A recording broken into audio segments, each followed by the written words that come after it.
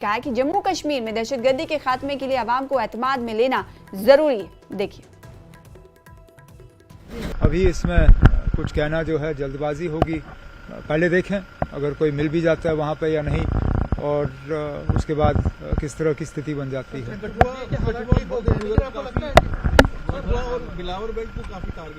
میرا جموں کے کافی belt target ہو رہے ہیں.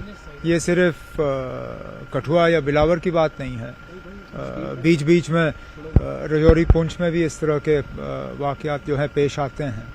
اب کوشش کی جا رہی ہے، حالانکہ ڈائریکٹلی یہ ہماری ذمہ داری ہے نہیں، لیکن میں بار بار کہتا ہوں کہ بنا لوگوں کو ساتھ لیے ہوئے ملیٹنسی کا خاتمہ جموں کشمیر میں ممکن نہیں ہوگا. اور الیکٹڈ گورنمنٹ کی کوشش ہے اور اس میں ہم ہاتھ بٹا رہے ہیں کہ حالات اچھے رہیں، قابو میں رہیں اور پوری طرح سے جموں کشمیر میں امن بنا رہے. وہ تو ظاہر سی بات ہے، کیونکہ اس کو لے کے خدشات ہیں.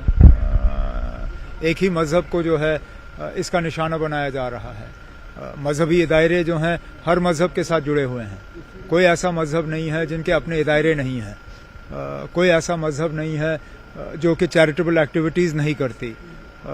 مسلمانوں کا جو ہے چیریٹیبل ایکٹیویٹی وہ زیادہ تر وقف کے تھرو ہوتا ہے، لیکن چن کے جو ہے صرف ایک مذہبی ادارے کا جو ہے اس کو ٹارگٹ کیا جا رہا ہے. ظاہر سی بات ہے اس کو لے کے تناؤ تو ہوگا ہی.